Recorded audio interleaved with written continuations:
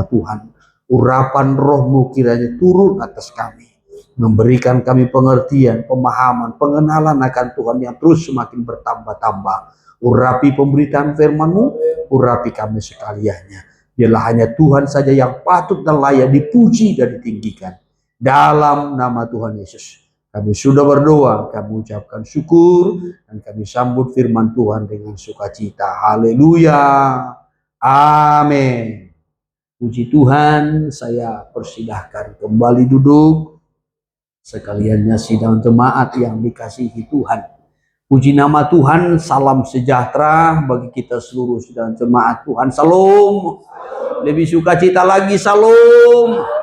Ya, puji Tuhan, kalau oleh karena kasih dan kemurahan Tuhan kita boleh ada sebagaimana kita ada pada hari ini, berkat pertolongan Tuhan, berkat pemeliharaannya, perlindungannya yang sungguh ajaib dan sempurna, yang boleh kita rasakan, kita nikmati dalam hidup kita, saudaraku, bahkan juga di tengah-tengah ibadah pelayanan kita. Sekali lagi, tentu semuanya adalah berkat kemurahan Tuhan semata, yang boleh terus menyertai kita, menolong kita, bahkan di dalam segala perkara.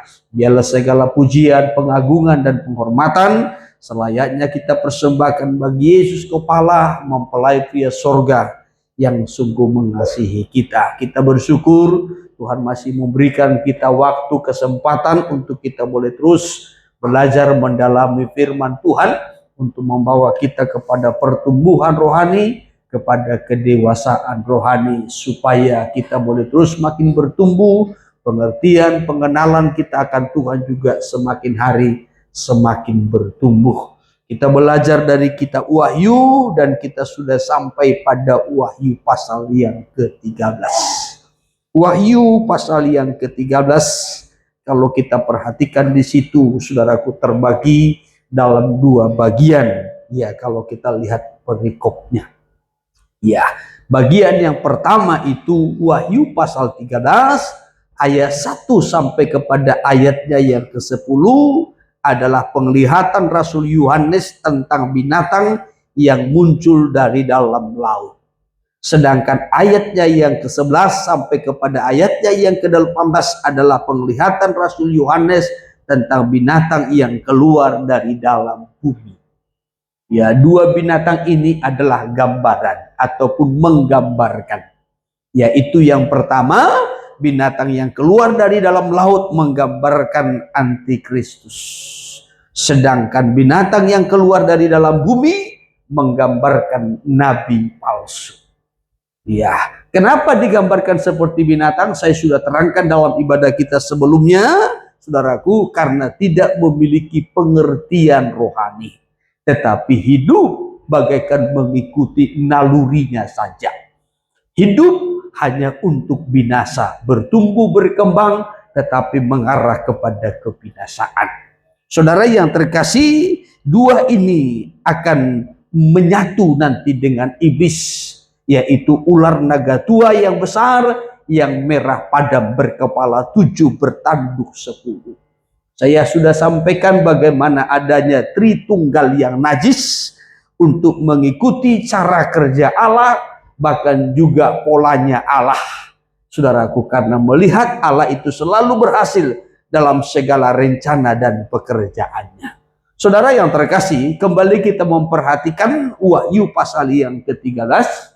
Kita sudah melihat dari ayat pertama sampai kepada ayatnya yang keempat. Ya, ketika binatang ini muncul dari dalam laut, saudaraku, dikatakan ia seperti macan tutul, sedangkan kakinya itu seperti kaki beruang, dan mulutnya itu seperti mulut singa. Ya, saudara yang terkasih, ular naga tua itu memberikan kuasa dan tahtanya. Siapa ular naga tua? Menunjuk kepada iblis ataupun setan, yang memberikan kuasa, otoritas, tahta, kedudukannya penuh kepada binatang yang muncul dari dalam laut. Itulah antikristus. Kita akan lanjutkan kepada ayat yang kelima sampai kepada ayat yang ke-8. Saudaraku, kita akan lihat dulu, kita baca dulu ayat 5 sampai ayat 8 supaya kita melihat. Iya, ayat demi ayat. Iya, silakan dibacakan. Dan kepada binatang itu diberikan mulut yang penuh kesombongan dan hujat. Ya. Kepadanya diberikan juga kuasa untuk melakukannya 42 bulan lamanya. Terus. Lalu dia membuka mulutnya untuk menghujat Allah, ya. menghujat namanya dan firman kediamannya. Terus. Dan semua mereka yang diam di surga. Ya, terus. Dan dia diperkenankan untuk berperang melawan orang-orang kudus. Ya. Dan untuk mengalahkan mereka. Ya. Dan kepadanya diberikan kuasa atas setiap suku. Ya. Dan umat dan bahasa dan bangsa. Ya, terus ayat 8. Dan semua orang yang diam di atas bumi akan menimanya. Ya. Yaitu setiap orang yang namanya tidak tertulis sejak dunia dijadikan. Terus. Dalam kitab kehidupan dari anak domba. Ya. Yang telah disembelih. Iya, puji Tuhan. Kalau ada gambar ular naga tua dan juga gambar antikristus, boleh ditampilkan. Iya, kalau ada gambarnya, supaya saya bisa menerangkan lebih mudah dan saudara juga bisa menangkap ya lebih mudah. Saudara yang terkasih, Wahyu pasal 12 kita sudah melihat ada 2 tanda di sana. Tanda yang pertama adalah perempuan. Tanda yang kedua adalah ular naga yang besar yang merah padam. Ular naga ini menggambarkan iblis ataupun setan. Itu Wahyu 12 ayatnya yang ke-9 sampai kepada ayatnya yang ke-10. Ya, iblis ini memberikan kuasa, tahta, otoritas penuh kepada antikristus. Ya, sekali lagi iblis memberikan kuasa penuh. Maka saya pernah menyampaikan siapakah antikristus itu? Antikristus itu adalah manusia yang nanti akan muncul sebagai pemimpin dunia. Ya, ini binatang yang muncul dari dalam laut ataupun antikristus. Ya, antikristus ini menerima kuasa sepenuhnya itu dari iblis, ular naga tua yang merah padam. Ya, sebagaimana tadi saya sampaikan, siapakah antikristus itu? Antikristus itu adalah manusia yang nanti akan muncul sebagai pemimpin dunia, tetapi sepenuhnya hidupnya itu dikuasai oleh iblis. Jangan saudaraku kita disesatkan oleh isu-isu yang menyatakan, oh ini sudah muncul antikristus. Oh di negara ini sudah muncul antikristus. Di negara ini sudah ada antikristus. Sekali lagi, jangan kita disesatkan oleh isu-isu yang muncul, baik melalui media-media atau kabar-kabar yang kita dengar, saudaraku, secara langsung. Saya mau sampaikan antikristus dari dulu sudah ada. Sudah ada. Hanya pemimpinnya ya yang belum muncul. Nanti suatu waktu, sesuai dengan waktu yang sudah ditetapkan baginya untuk muncul, akan muncul.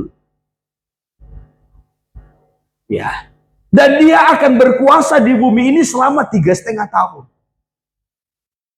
Ya. Namun antikristus sudah ada dari sejak dulu, sudah. Ya. Oh ini sudah ada angka 66, sudah. Ya.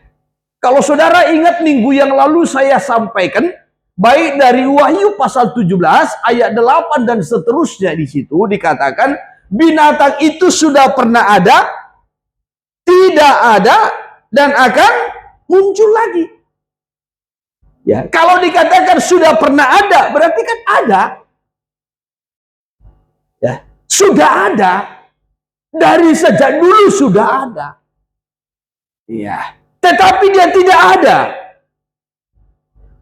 Ya, kalau dalam Wahyu pasal 13 itu dikatakan salah satu dari kepalanya, tanduknya itu bagaikan sakit yang membahayakan hidupnya. Tetapi akhirnya sembuh. Ya, pulih lagi, muncul lagi. Sehingga dunia heran. Ya, karena herannya dunia kagum dan akhirnya dunia menyembahnya. Ya. Jadi jangan terbawa dengan isu-isu ya yang membuat takut tidak menentu, heboh tidak menentu, jangan. Ya. Ini kelebihannya kalau kita sudah mengerti, memahami akan firman kebenaran. Kalaupun ada berita-berita yang berkata, oh ini muncul antikristus, oh ini ada tandanya, angka 66, dan seterusnya. Dari sejak dulu antikristus itu sudah ada. Ya, walaupun kadangkala seperti diam. Ya, seperti tidak dihebohkan. Ya, seperti tidak ada lagi. Setelah itu ada lagi, muncul lagi. Ingat, ya, satu waktu akan muncul pemimpinnya. Tetapi ketika pemimpin itu muncul, gereja sudah diangkat. Amin. Ya, maka tadi saya sampaikan, jangan sampai kita heboh-heboh tidak menentu, takut-takut tidak menentu, karena berita-berita, kabar-kabar yang kita dengar, oh di sana antikristus, oh di sana antikristus, di sana antikristus. Kalau pemimpinnya itu sudah muncul, gereja sudah diangkat lebih dahulu. Nah, itu yang perlu kita mengerti. Sebelum itu muncul, gereja sudah diangkat. Nah, kembali. Ya, saudara. Bisa ditangkap toh? Iya. Nah, kembali kita memperhatikan Wahyu pasal yang ke-13. Dari ayatnya yang kelima, kita tadi sudah membacanya. Dan kepadanya, kepada binatang itu, diberikan mulut yang penuh kesombongan dan hujat. Kepadanya diberikan juga kuasa untuk melakukannya 42 bulan lamanya. Kepada siapa? Kepada siapa? Binatang. Kita terjemahkan saja langsung. Kepada antikristus. Siapa yang memberi? Iblis ataupun setan. Nah, ini perhatikan. Saya kutip, saudaraku, kata-kata yang sangat penting. Perhatikan ayatnya yang kelima sekali lagi.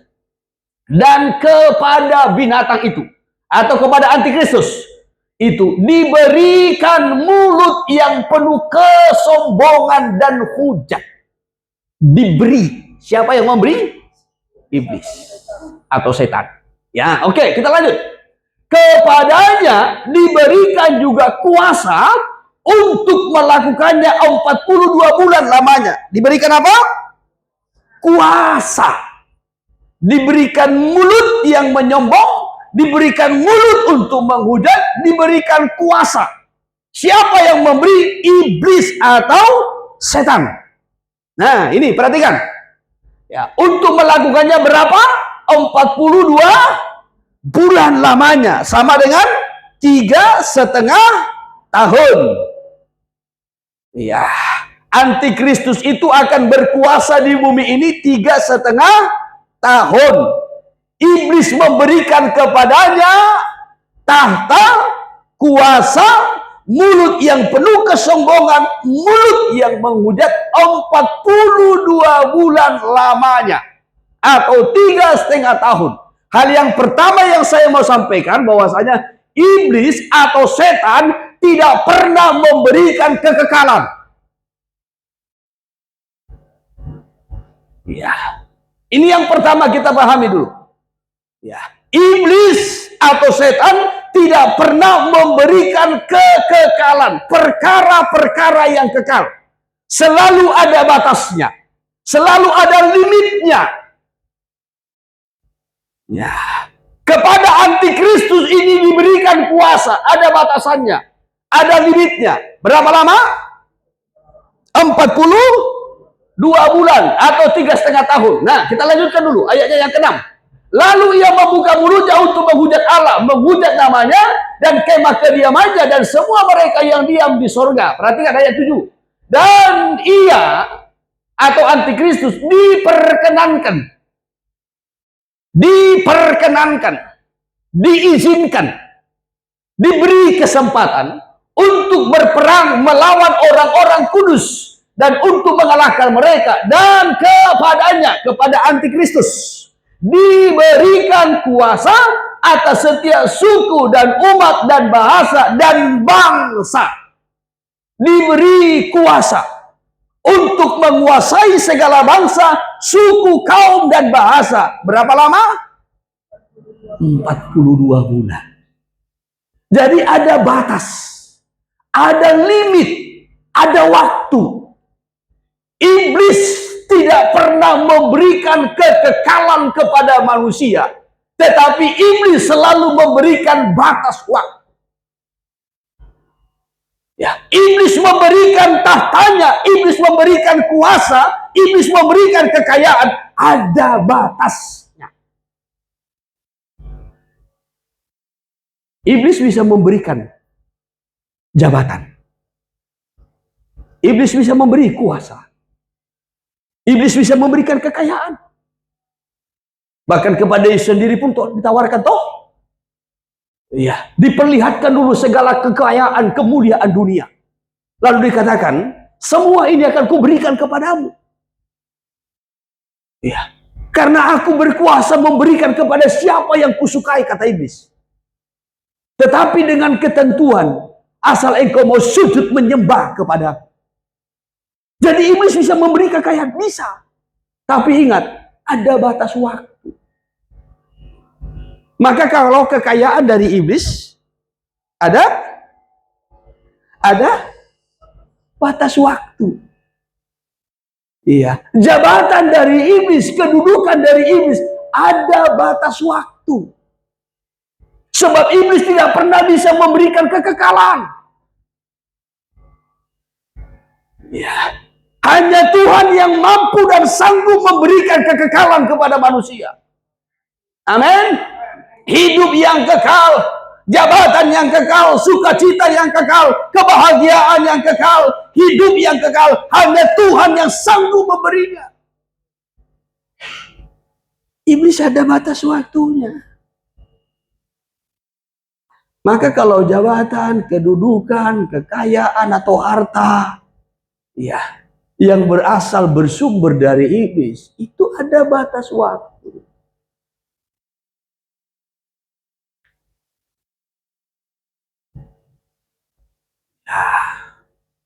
Selama ia sujud menyembah kepadanya dan ia berada dalam kuasa kendali daripada iblis, berada dalam perbudakan iblis, ada batas waktu. Kalau kita membaca tadi, dimulai dari ayatnya yang ke-5 sampai kepada ayat yang ke-8, ada batas yang diberi kepada antikristus saja. Itu hanya 42 bulan. 3,5 tahun.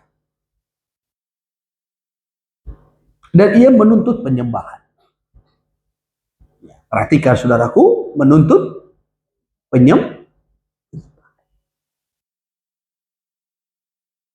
penyembahan.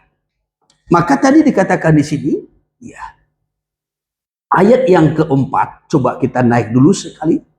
Demikian. Ya. Dan mereka menyembah naga itu. Terus.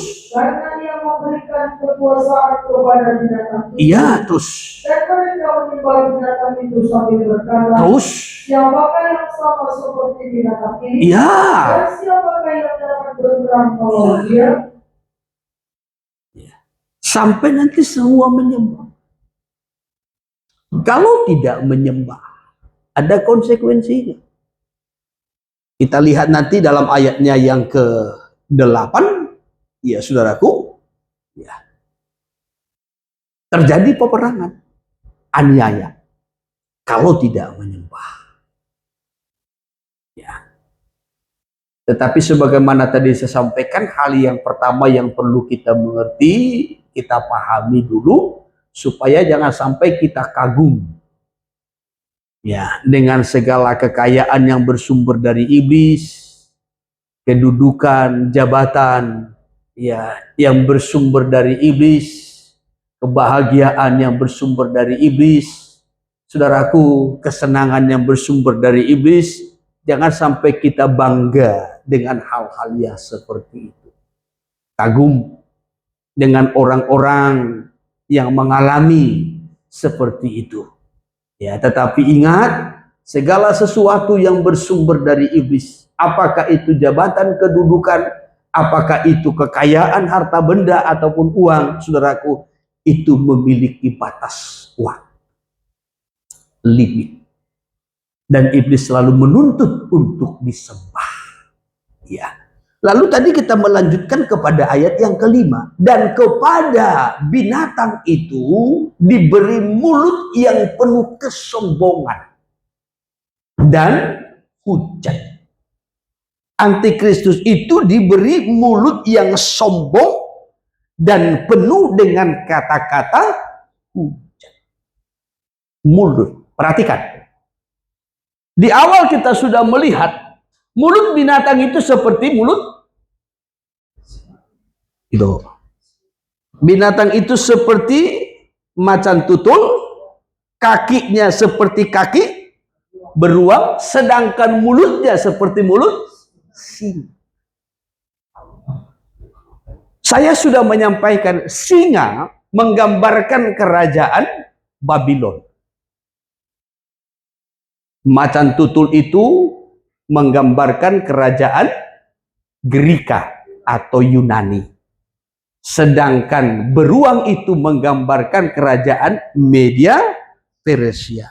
Singa itu menggambarkan kerajaan Babylon. Ya, yang megah, yang kaya, tetapi dengan mulut yang penuh dengan kesombongan dan hujat. Ingat perkataan Raja Babel, Nebukadnezar, yang berkata, oh, lihatlah, Babel yang besar, yang megah, yang kubangun dengan kekuatan tanganku, dengan kuasaku, dan kubangun untuk kemegahanku, dengan sombongnya. Antikristus juga karena dia berkuasa 3,5 tahun, sehingga mulutnya penuh dengan kesombongan dan hujat. Maka bahaya bagi manusia ketika diberikan kuasa, diberikan kekuasaan. Oh, ini bahaya. Ya, karena ada tantangannya, kesombongan dan kata-kata hujat. Saya ikuti sebentar kitab Daniel. Kitab Daniel sebentar kita lihat. Ya. Coba dari ayat 28 dulu kita awali. Semuanya itu terjadi atas raja Nebukadnezar. Ya. Sebab setelah lewat 12 bulan, Terus. ketika ia sedang berjalan-jalan di atas istana raja di Babel, Ya. berkatalah raja, apa katanya? bukankah itu Babel yang besar itu? Terus. Yang dengan kekuatan kuasaku, ya. dan untuk kemuliaan kebesaranku, terus. telah kubangun menjadi kota kerajaan. Oh, telah kubangun menjadi kota kerajaan. Terus 31. Raja belum habis bicara, ya. ketika suatu suara terdengar dari langit. Terus. Kepadamu dinyatakan dan Raja Nebukadnezar bahwa kerajaan telah beralih daripada. Wah, ini dengan kesombongan.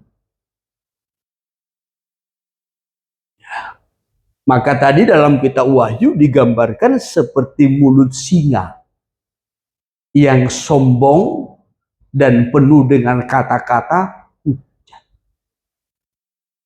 Karena ia berkuasa, dia memiliki kedudukan, tahta, ini sangat rawan dengan kesombongan. Maka ini menjadi satu pelajaran bagi kita.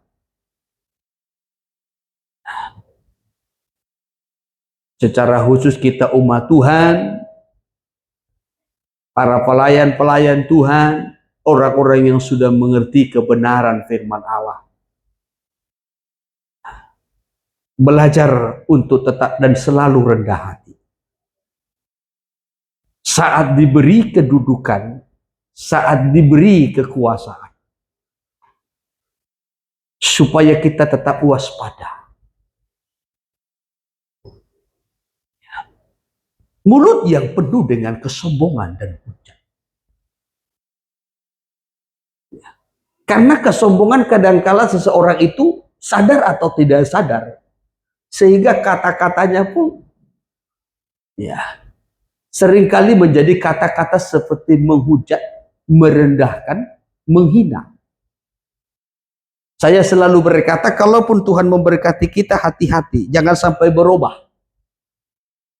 Cara berpikir kita, sikap kita, tindakan kita, kata-kata kita, jangan sampai berubah dari hal yang baik menjadi buruk. Amin.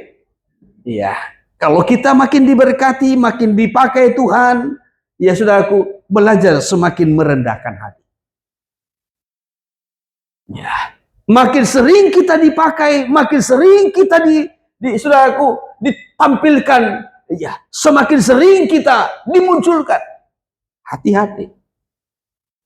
Semakin bertambah berkat kita, semakin Tuhan memberkati hidup kita, keluarga kita, nikah kita, pekerjaan kita, usaha kita.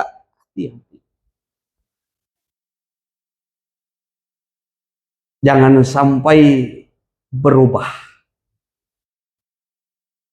Tetap belajar rendah hati dan selalu jaga. Amin. Iya. Antikristus ini mulutnya seperti mulut singa. Singa menggambarkan kerajaan Babylon. Ingat peristiwa bagaimana Raja Nebukadnezar yang begitu sombong. Merasa ia dengan kekuatannya ia membangun kerajaan Babel yang begitu mega. Ya, yang begitu agung. Seperti singa yang sangat disegani. Ya. Sehingga ia berkata ketika ia berjalan-jalan di soto istananya. Ia berkata, lihatlah Babel yang kubangun dengan kekuatanku. Kubangun untuk kemegahanku. Tetapi belum selesai ia berkata-kata, Tuhan langsung bicara. Engkau akan dihalau dari antara manusia. Engkau akan berubah seperti lembu. Makananmu rumput dan engkau tinggal di luar. Coba kita lanjutkan dulu ayat selanjutnya. Ayat yang ke-32. Iya, engkau akan dihalau dari antara manusia. Iya, terus. Dan tempat tinggalmu akan ada di antara binatang-binatang di padang. Iya. Kepadamu akan diberikan makanan rumput seperti kepada lembu. Iya. Dan demikianlah akan berlaku atasmu. Iya. Sampai 7 masa berlalu. Iya. Hingga engkau mengakui bahwa yang Maha Tinggi berkuasa atas kerajaan manusia. Dan memberikannya kepada siapa yang dikehendakinya. Kesombongan itu bisa membuat seseorang itu berubah. Ya, dari antara manusia sehingga berada di antara binatang. Iya. Jadi orang sombong itu dalam pandangan Tuhan, orang sombong itu berubah. Ya, dari manusia menjadi binatang. Ya. Hanya kalau saya persingkat lebih parah lagi kan begitu. Seakan-akan kasar. Orang sombong itu sama dengan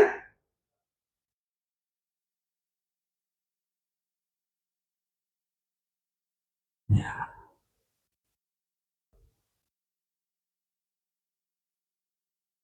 Maka kalau kita melihat, saudaraku, ya, orang yang sombong tidak dapat menyembah, tidak sanggup menyembah. Sebab hanya orang-orang yang rendah hati yang sanggup untuk menyembah Allah. Sebab kalau kita bicara tentang penyembahan,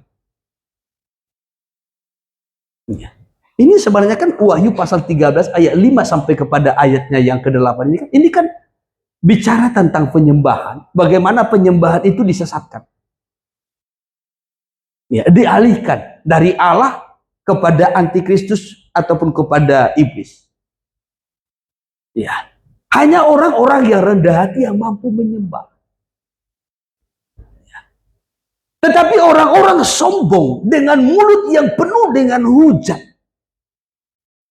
ini tidak akan pernah mampu menyembah.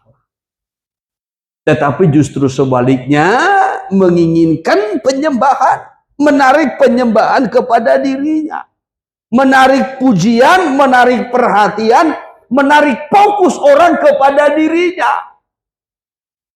Ya, orang sombong itu, saudaraku, menarik perhatian orang lain, bersentral pada dirinya. Ya. Maka orang sombong tidak akan pernah mampu menyembah. Orang yang dapat menyembah Tuhan itu adalah orang-orang yang rendah hati. Sebab orang-orang yang menyembah Tuhan akan melemparkan mahkotanya. Kan itu toh? Ya, kita Wahyu pasalnya yang keempat sampai Wahyu pasal yang kelima.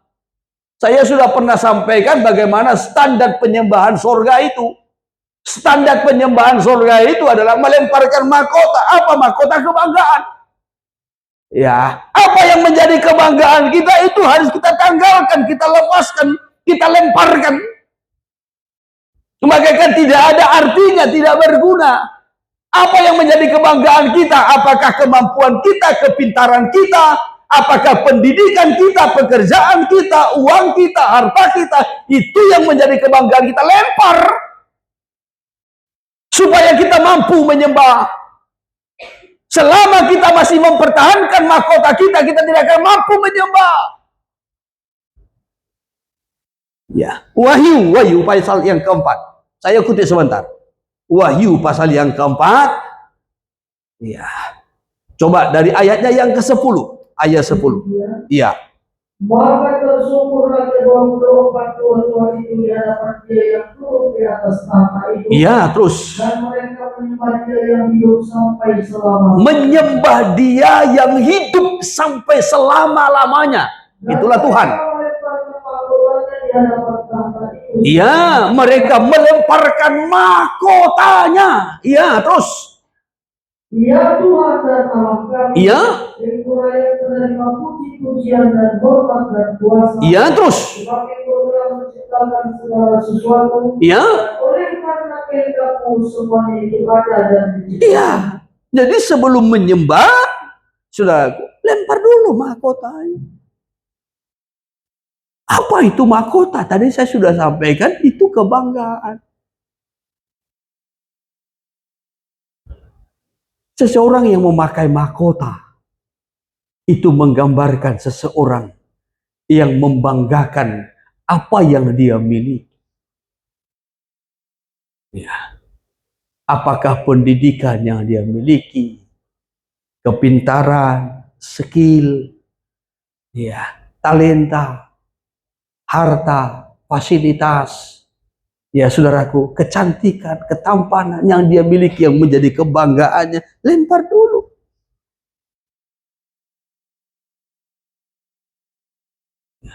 Kita harus bisa singkirkan itu dulu. Baru kita bisa menyembah. Tidak usah jauh-jauh, hal yang kecil saja. Saya berikan contohnya begini. Saudara sudah berdandan dengan baik, rambutnya sudah di ini. Ya saudaraku, baik juga ini, bedaknya, ya listipnya, alisnya, semua. Ini sudah didandani dengan bagus. Saudara jalan, saudara tampil dengan begitu bangga. Aku cantik kan? Cantik, cantik. Ya, cantik. Ya, dengan bangganya saudara merasa cantik, saudara tidak akan pernah bisa menyembah. Ya, saudara berkata haleluya pun pasti mulutnya tidak terbuka. Haleluya, haleluya, syukur, haleluya. Saudara tidak akan pernah bisa menyembah. Itu hal kecil saja. Ya. Jadi apa yang menjadi kebanggaan kita, kalau ini tidak bisa kita tanggalkan, kita lepaskan, kita tidak bisa menyembah. Maka tadi seperti 24 tua-tua itu, ya, yang menjadi perwakilan dari orang-orang percaya ataupun umat Allah. Ketika mereka hendak menyembah Allah yang hidup sampai selama-lamanya, mereka lemparkan mahkotanya, kebanggaan. Lalu mereka menyembah Tuhan.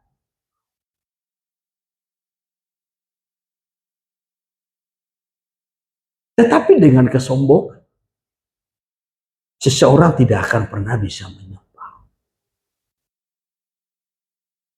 Apalagi dengan kata-kata hujat. Dari mulut yang satu, tidak mungkin bisa keluar hujat dan juga kata-kata pujian, pengagungan, penyembahan. Dari satu sumber mata air, tidak akan mungkin bisa mengeluarkan dua rasa, pahit dan manis. Tapi apa yang keluar dari mulut bersumber dari hati. Hati yang sombong, mulut penuh dengan hujat. Ya. Tetapi kerendahan hati, ya, ini akan mengeluarkan kata-kata pengagungan, pujian, syukur, penghormatan kepada Tuhan.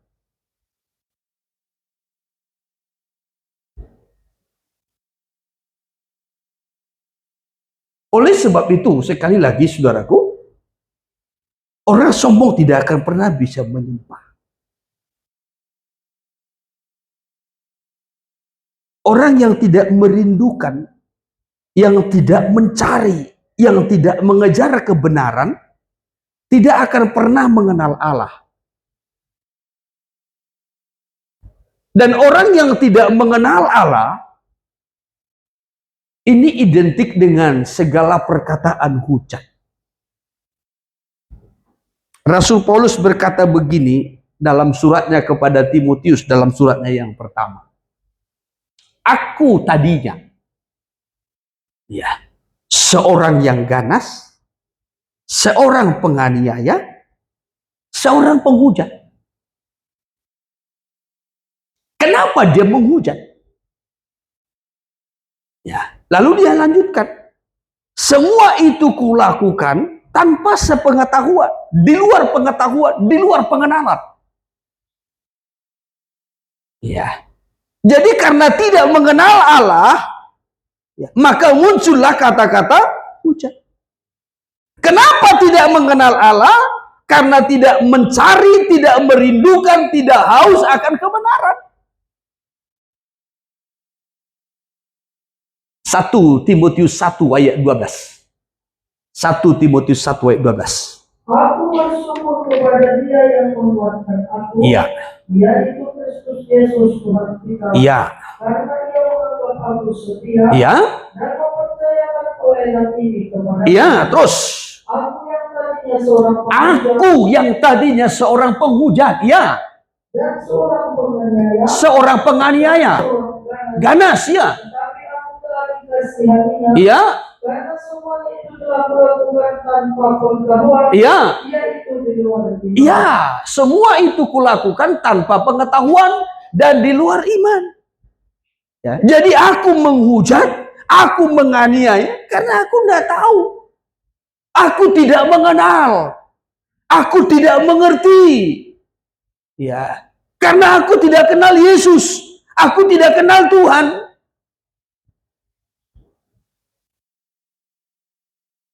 Dalam perjalanan ke Damsiklah dia bertemu dengan Tuhan. Ya. Nah, sekarang saya urut. Kenapa dia menghujat? Karena tidak mengenal. Kenapa tidak mengenal? Karena tidak merindu, tidak mencari kebenaran. Ya, ketika kita mencari, ketika kita merindu, ketika kita cinta, haus akan kebenaran, maka kita akan menemukannya. Amin. Ya, maka kita akan mencatat dalam Injil Matius, ya, carilah maka kamu akan apa? Mendapat. Mintalah maka kamu akan.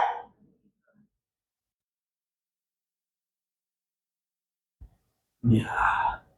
Cari di situ bukan hanya cari uang, dah. Ya.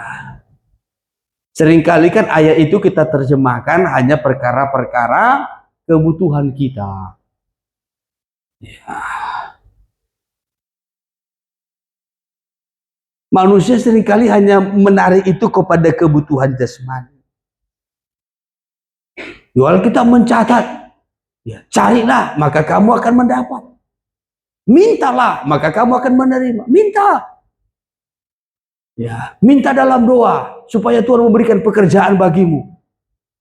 Ya, karena kita menarik ayat itu kepada hal jasmani. Ya. Tuhan sebenarnya merindukan kepada kita, saudaraku, yang kita cari itu, yang kita minta itu perkara rohani, kebenaran.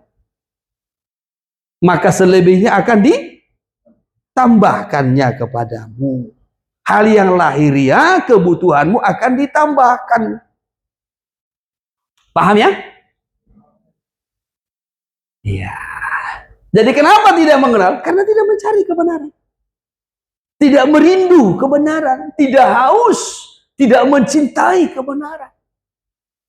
Sehingga tidak mengenal. Karena tidak mengenal, maka muncullah kata-kata hujat. Karena tidak mengenal, maka muncullah roh kesombongan. Nah, kembali kepada Wahyu pasal yang ke-13. Antikristus ini menghujat. Ya, siapa yang dihujatnya? Pertama-tama yang dihujatnya itu Allah. Ya toh? Nah, perhatikan. Dan kepada binatang itu diberikan mulut yang penuh kesombongan dan hujat. Kepadanya diberikan juga kuasa untuk melakukannya 42 bulan lamanya. Menghujat 42 bulan. Nih, saudara bayangkan. Terus, ayat 6. Lalu ia membuka mulutnya untuk menghujat. Yang pertama-tama,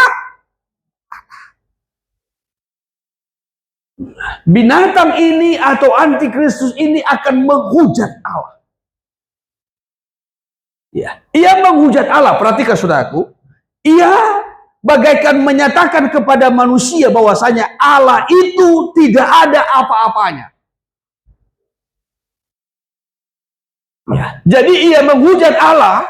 Ia mau menyatakan kepada manusia Allah itu tidak ada apa-apanya. Maka banyak sekarang ini saudaraku, ya, manusia menghujat Allah, merasa bahwasanya Allah itu tidak ada apa-apanya. Allah itu dihinakan, Allah itu direndahkan. Ya, kadangkala manusia lebih disanjung, lebih ditinggikan, lebih dihormati daripada Allah.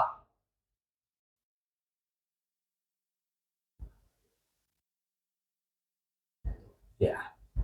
Maka mungkin ya kita sering mendengar begini, ketika terjadi suatu bencana malapetaka di satu-satu daerah, di satu-satu negeri, ya mungkin kita berkata, "Oh, itu memang daerah itu tidak menghormati Tuhan."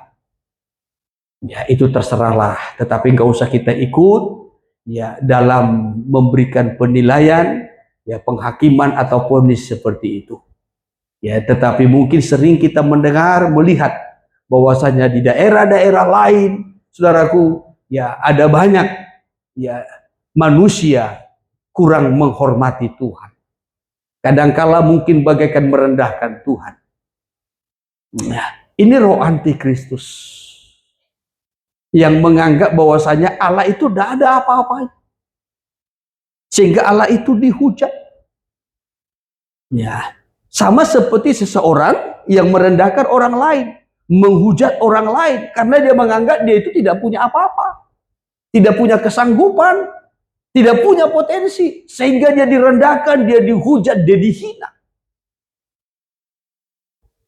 Ya, jadi kalau antikristus dikatakan di sini menghujat Allah, Karena menganggap Allah itu tidak ada apa-apanya, tidak ada kuasanya. Selanjutnya, bukan hanya Allah, tetapi terus namanya. Menghujat namanya. Nama Allah itu dihujat, direndahkan. Ya. Menganggap bahwasanya nama Allah itu, nama Yesus itu tidak ada kuasanya. Tapi ingat, Kisah Para Rasul pasal yang keempat, ayat 12. Tidak ada nama di bawah kolong langit ini yang olehnya kita dapat diselamatkan selain nama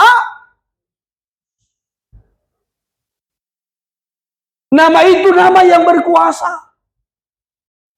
Nama itu nama yang menyembuhkan. Nama itu nama yang memulihkan. Nama Yesus adalah nama yang berkuasa. Amin. Tetapi antikristus akan menghujat nama ini. Ya, seakan-akan antikristus berkata kepada manusia, nama Yesus itu nama yang tidak berkuasa, sama dengan nama-nama yang lain.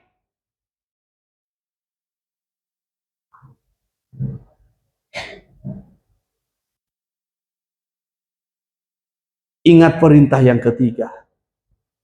Jangan menyebut nama Tuhan dengan sembarangan. Karena nama itu nama yang penuh kuasa. Jangan nama itu dijadikan nama olok-olok. Jangan nama itu nama yang dihina, direndahkan. Nama itu ada kuasa. Ya. Jadi orang kalau sudah menganggap Tuhan itu tidak ada apa-apanya, nama Yesus itu tidak ada kuasanya, ini sudah disusupi oleh roh antikristus.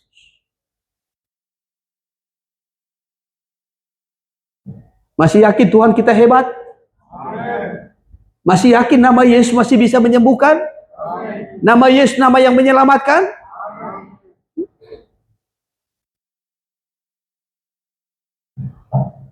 Baru yang ketiga, apa yang dihujat? Kemah kediaman. Apa kemah kediaman Tuhan? Sorga. Sorga. Itu kemah kediaman. Kalau antikristus menghujat kemah kediamannya sorga, antikristus mau menyatakan kepada manusia, sorga itu nggak ada. Sorga itu nggak ada.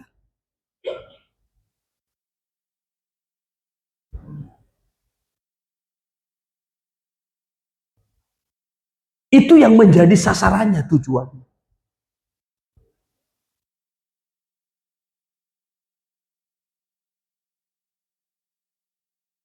Kalau iblis menghujat kemah kediaman,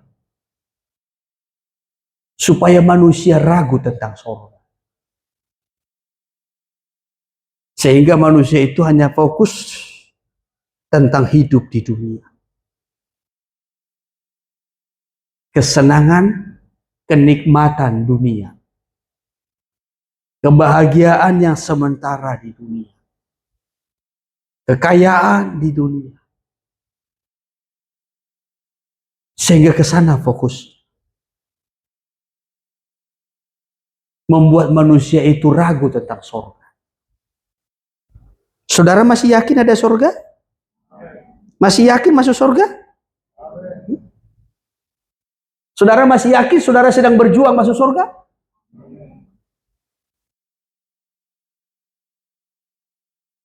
Ya. Atau sudah lupa tentang surga? Sehingga kita fokus hanya untuk hidup di dunia. Bagaimana supaya di dunia ini kita bisa hidup? Kita bisa menikmati kesenangan di dunia. Kita bisa menikmati kebahagiaan untuk hari-hari yang akan datang di masa tua kita. Sehingga kita lupa tentang sorga. Ya. Saya selalu menyampaikan, saudaraku, sebesar apapun kesenangan kebahagiaan kita di dunia ini hanya perjalanan. Tapi tujuan perjalanan kita adalah sorga. Dan jangan berhenti dalam perjalanan. berjuang terus. Amin. Ya. Tapi antikristus itu menghujat kemah kediaman sorga, supaya manusia ragu ya tentang sorga yang Tuhan persiapkan, yang Tuhan sediakan bagi setiap orang yang percaya. Baru yang keempat, siapa yang dihujat? Semua mereka yang diam di sorga. Ya, menghujat semua mereka yang diam di sorga. Saudara yang terkasih, nah, di mana antikristus ini menyatakan kepada manusia bahwasanya tidak ada kekekalan. Nah, sehingga orang-orang yang merindukan sorga ini seperti direndahkan, seperti dibodoh-bodoh. Bodoh kali kau masuk sorga, bodoh kali kau merindukan sorga, hal yang fiktif, yang tidak terlihat, yang tidak jelas, ya, yang tidak tahu bagaimana kenyataan. Ya. Maka antikristus ini menghujat, menghina, merendahkan orang-orang yang mencari sorga, menyatakan bahwasanya tidak ada kekekalan, tidak ada sorga. Ya. Manusia setelah hidup dia mati, selesai.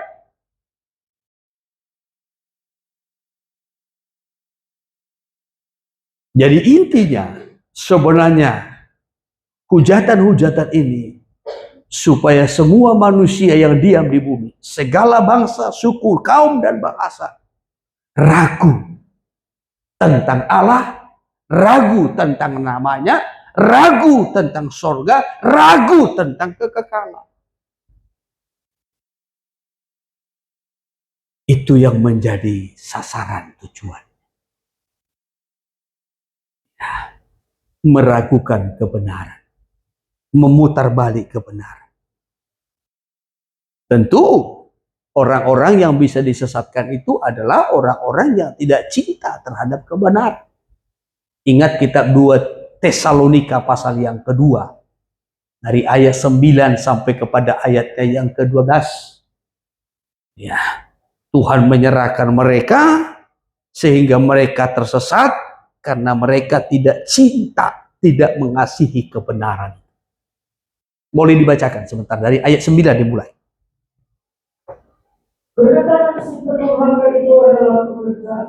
Ya. Akan disertai rupa-rupa perbuatan ajaib. Terus. Tanda-tanda dan mujizat palsu. Ya, terus. Dengan rupa-rupa tipu daya jahat terhadap orang-orang yang harus binasa. Ya. Karena mereka tidak menerima dan mengasihi kebenaran. Karena mereka tidak menerima dan tidak mengasihi kebenaran yang dapat menyelamatkan mereka. Ya, jadi kenapa mereka tersesat? Karena mereka tidak menerima. Ya, apakah mereka menutup hati terhadap kebenaran? Tidak terbuka hati terhadap kebenaran. Dan mereka juga tidak mengasihi kebenaran itu. Ya, tidak cinta dengan firman. Tidak menerima firman kebenaran yang menyelamatkan mereka. Sehingga terus. Dan itulah sebabnya Allah mendatangkan kesesatan atas mereka. Ya. Yang menyebabkan mereka percaya. Ya. Itulah sebabnya Allah biarkan mereka tersesat. Sehingga mereka percaya akan dusta, hal-hal yang palsu. Mujizat-mujizat palsu. Ya, terus. Supaya dihukum semua orang yang tidak percaya akan kebenaran. Ya, terus. Dan yang suka menjalankan. Ya, supaya dihukum. Ya, semua orang yang tidak cinta kepada kebenaran, tetapi justru yang tetap cinta akan kejahatan ataupun dosa.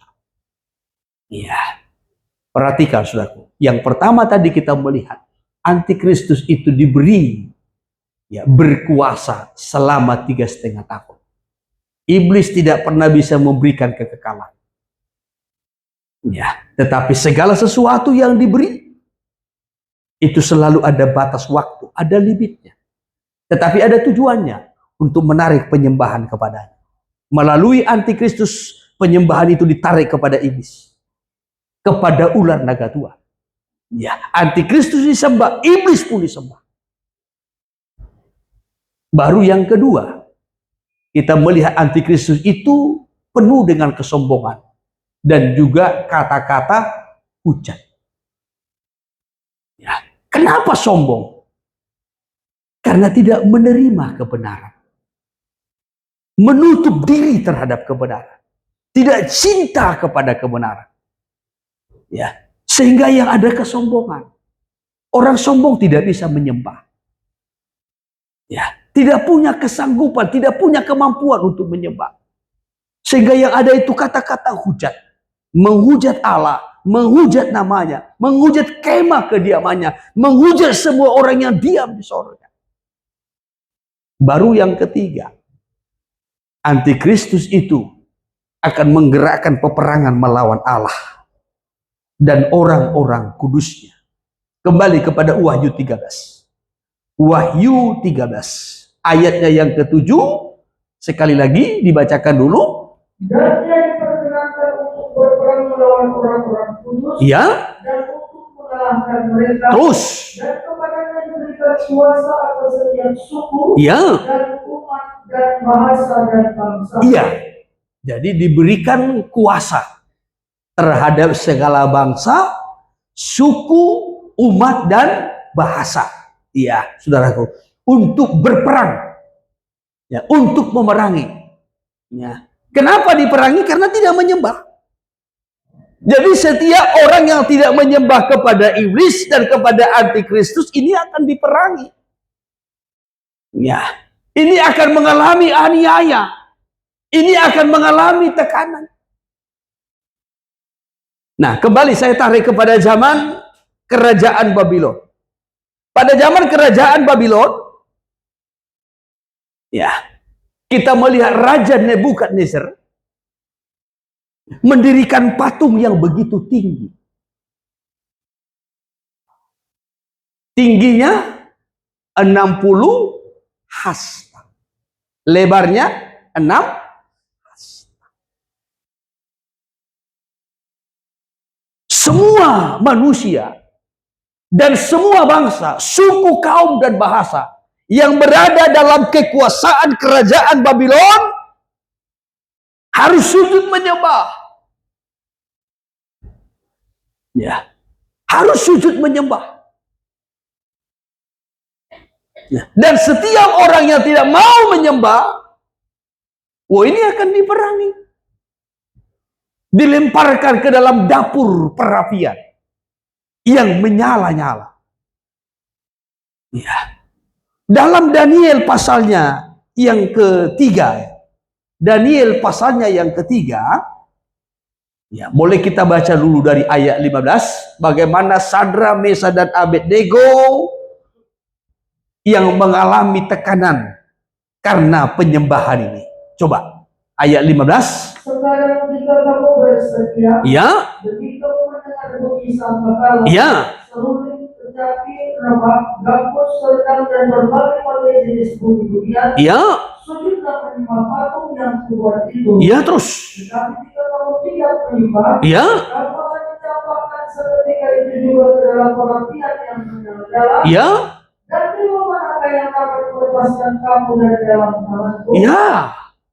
Terus lalu Sadrak, Mesak, dan Abednego menjawab Raja Nebukadnezar, tidak ada gunanya kami memberi jawab kepada Tuanku dalam hal ini. ya, terus. Jika makam yang kami punya sanggup melepaskan kami, Ya. maka ia akan melepaskan kami dari perapian yang menyala-nyala itu. Terus. Dan dari dalam tanganku ya Raja. Ya, tetapi Tapi seandainya tidak, hendaklah Tuanku mengetahui ya Raja, bahwa kami tidak akan memuja dewa Tuanku. terus. Dan tidak akan menyembah patung emas yang Tuanku. Ya, tidak akan menyembah. Ini suatu komitmen yang luar biasa. Ya, tetapi kita memperhatikan saudaraku, Raja Nebukadnezar itu memaksa untuk disembah. Dan setiap orang yang tidak mau menyembah, ini akan mengalami tekanan. Dilemparkan ke dalam perapian.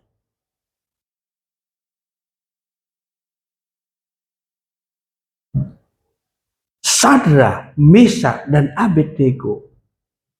Ini orang-orang yang betul-betul rendah hati. Yang masih tetap memiliki hati yang menyembah kepada Allah.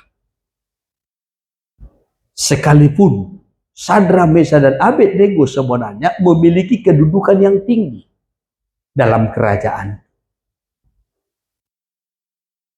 Ya, sangat sulit menemukan orang-orang yang memiliki kedudukan tapi masih punya hati untuk menyembah. Sadra, Mesak, Abednego punya kedudukan. Ya, kalau kita melihat dimulai dari Daniel pasal 1 sampai kepada pasalnya yang kedua. Diberi kedudukan sebagai pemimpin daerah. Ya. Tetapi walaupun memiliki kedudukan di kerajaan Babel, bukan di kerajaan Israel, kerajaan Babel. Ya. Tetapi walaupun memiliki kedudukan, masih punya hati-hati yang menyembah Allah. Dan orang-orang yang memiliki hati yang menyembah selalu ada tantangan. Saudara kalau masih memiliki hati yang menyembah, saudara akan memiliki tantangan. Saudara masih memiliki hati yang beribadah kepada Tuhan, saudara akan memiliki tantangan. Saudara akan diperhadapkan dengan perapian. Apa itu perapian? Ujian, cobaan, aniaya, tekanan. Ya, saya selalu menyampaikan inti ibadah kita adalah penyembahan. Maka ibadahmu selalu akan mengalami tantangan. Tetapi orang yang cinta akan Tuhan, orang yang rindu akan Tuhan, orang yang selalu rindu akan kebenaran, selalu berjuang untuk ibadah. Amin. Orang Israel pun di Mesir mereka mengalami tekanan. Apa yang ditekan? Pekerjaannya. Mereka mengalami aniaya melalui pekerjaannya. Tapi karena mereka, saudaraku, mencari Tuhan, mereka merindukan Tuhan, mereka berseru kepada Tuhan, lalu Tuhan membuka jalan. Tuhan utus Musa untuk membawa mereka keluar, dan terjadilah kuasa mujizat-mujizat Tuhan.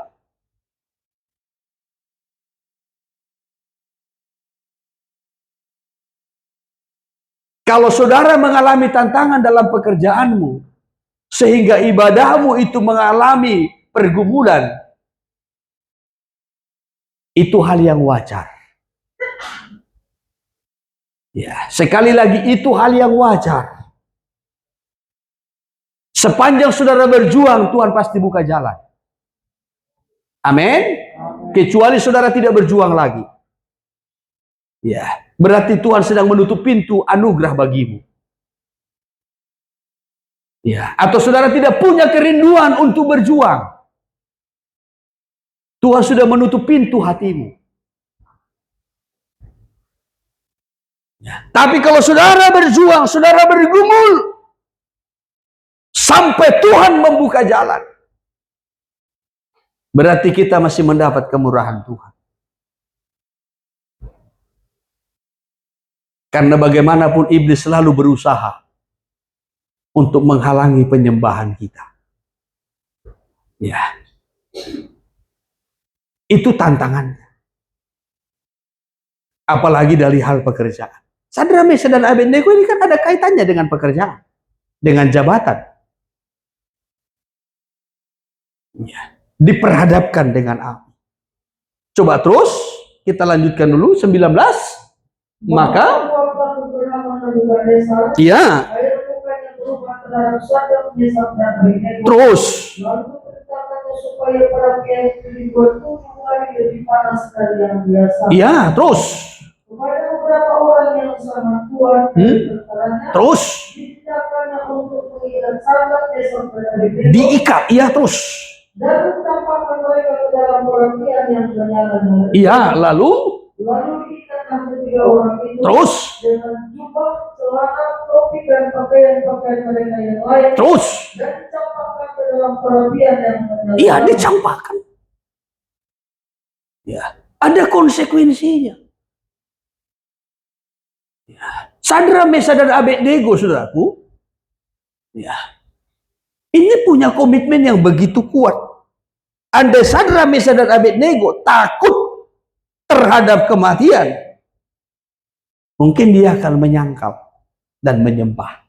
Yang kedua, andai Sadra, Mesha, dan Abednego takut kehilangan kedudukannya,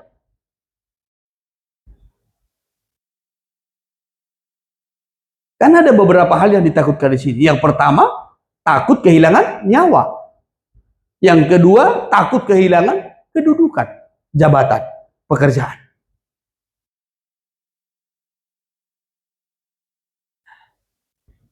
Sadra, Mesha, dan Abednego akan menyangkal. Ya.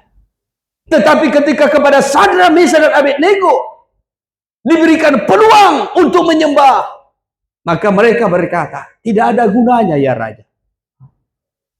Ya.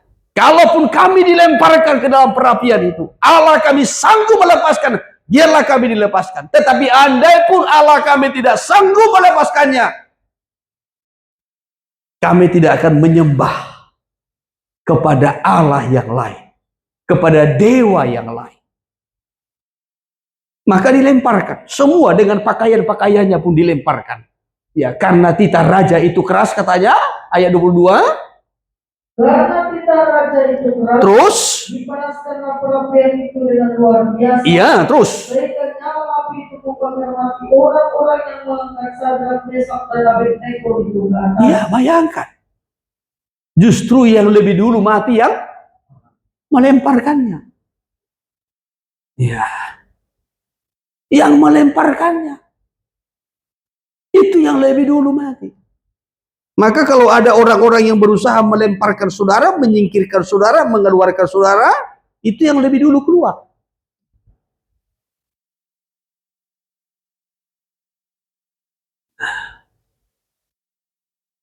Ada orang-orang yang berusaha untuk menyingkirkan saudara, yakinlah.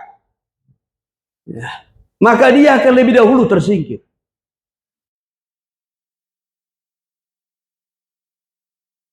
Karena Allah ada di pihak saudara. Haleluya. Ya. Ya. Tetapi mantapkan penyembahanmu. Ya. Jangan sampai hati kita yang menyembah itu bergeser. Ini orang-orang yang mencampakkan, yang menyingkirkan Sadra, Mesha, dan Abednego justru lebih dahulu mati. Terus,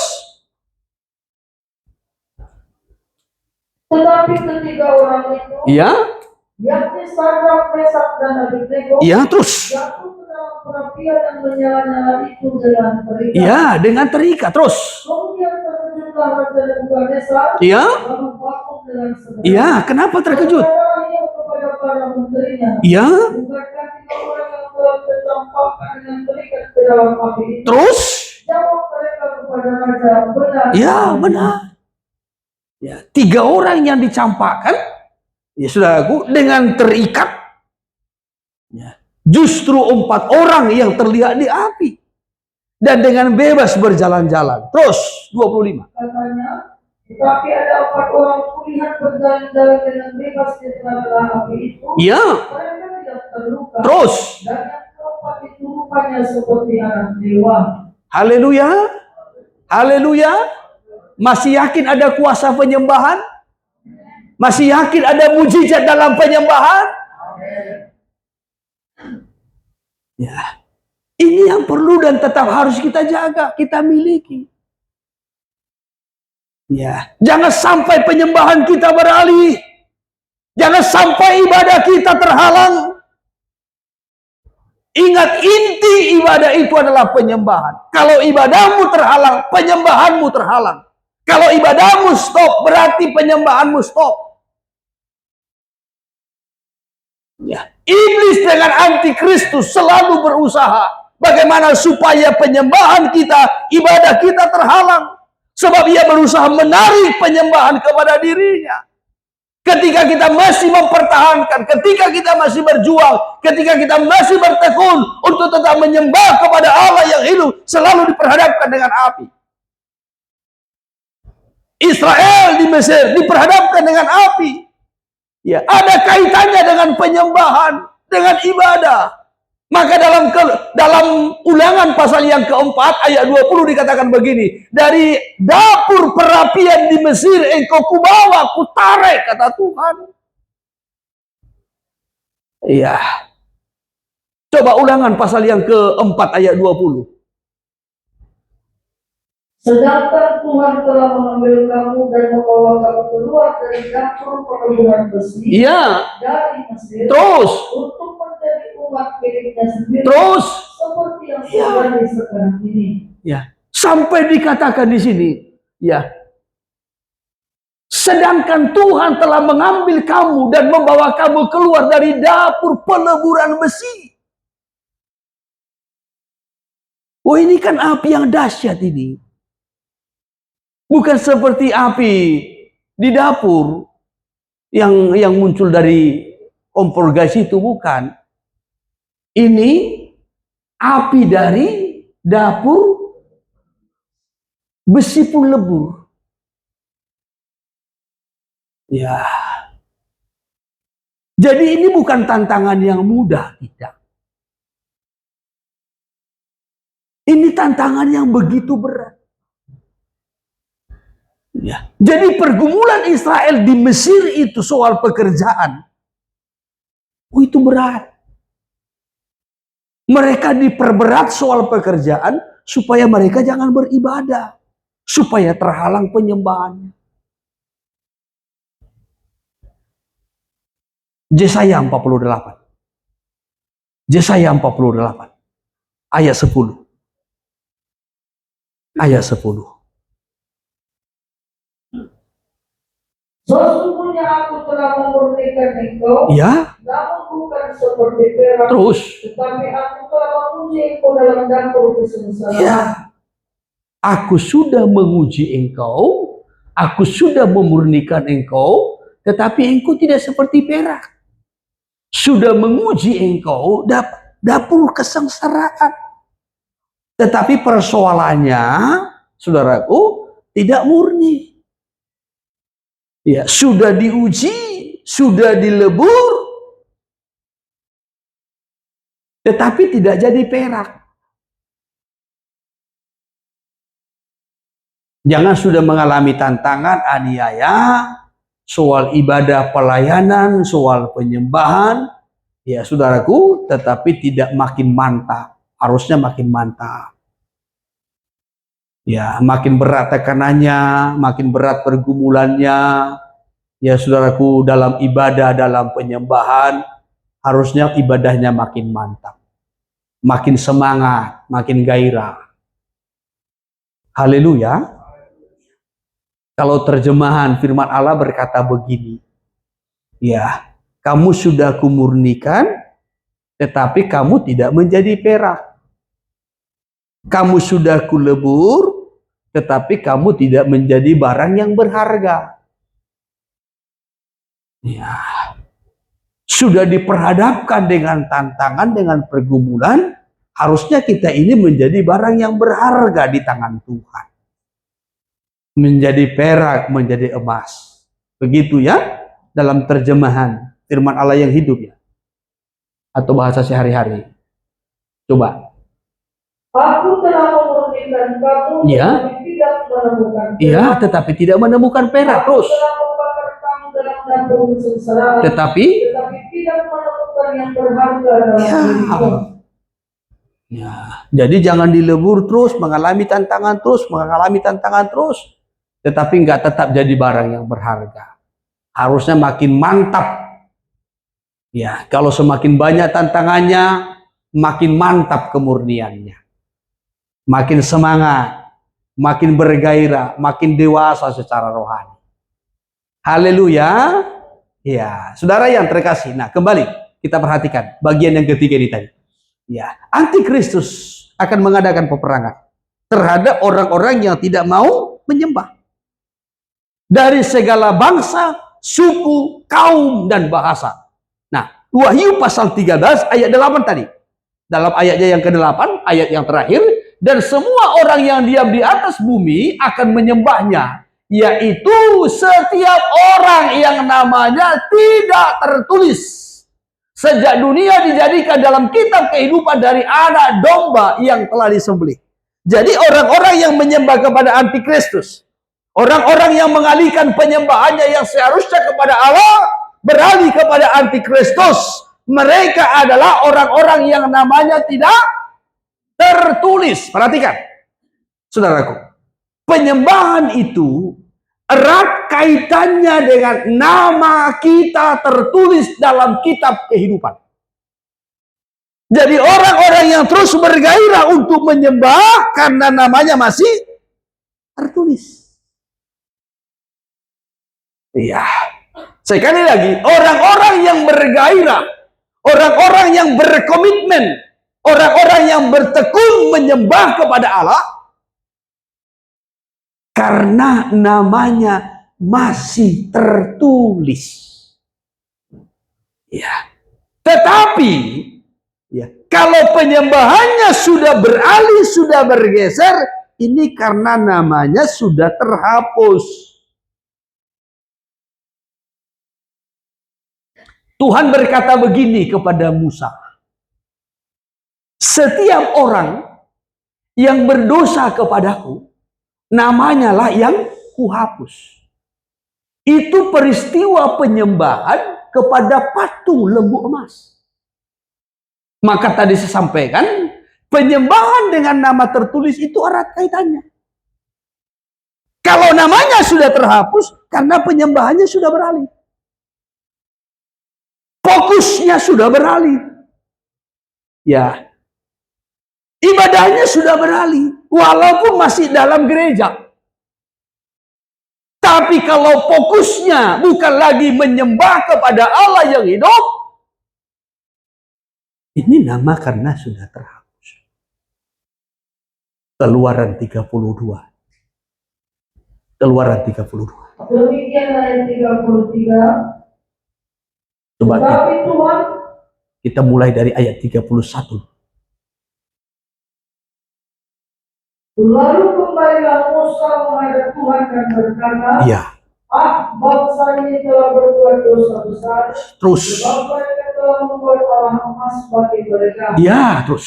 Tetapi sekarang kiranya Engkau mengampuni dosa mereka itu. Terus. Dan jika tidak, iya, hapuskanlah kiranya namaku dari dalam kitab yang telah iya, tertulis. Musa berkata, Tuhan, kalau Engkau tidak mengampuni bangsa ini, lebih bagus namaku Engkau hapus dari kitab kehidupan, kata Musa. Tetapi apa kata Tuhan? Tetapi Tuhan berfirman kepada Musa, terus, siapa yang berdosa kepadaku, iya, nama orang itulah yang akan kuhapuskan dari dalam kitabku. Tuhan berkata, siapa yang berdosa? Dosa apa yang dilakukan mereka? Mengalihkan penyembahan. Mengalihkan penyembahan. Jadi fokus mereka bukan lagi Tuhan.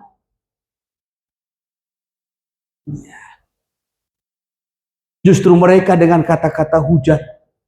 Ya, Tuhan tidak setia, Tuhan tidak menepati janjinya. Musa juga demikian. Ya, maka mereka menuntut kepada Harun, buat bagi kami patung. Ya, buat bagi kami Allah. Maka dibuatlah patung lembu emas. Mereka menyembahnya. Ini dosanya. Oleh sebab itulah Tuhan menghapus namanya. Ya, jadi nama terhapus tidak tertulis dalam kitab kehidupan. Saudaraku, ini erat kaitannya dengan bergesernya penyembahan, beralihnya penyembahan dari Allah yang hidup kepada berhala. Maka ini menjadi koreksi bagi kita. Apakah kita masih bergairah menyembah Tuhan? Apakah kita masih bertekun menyembah Tuhan? Apakah kita masih berfokus mengarahkan penyembahan kita kepada Allah ini. Atau tanpa kita sadari, nama kita sudah terhapus dari kitab ini. Pastikan nama kita masih tertulis dengan semangat, gairah yang selalu menyembah Allah. Haleluya, haleluya. Saya batasi firman-Nya sampai di sini. Kiranya Roh Kudus menolong kita untuk mengerti.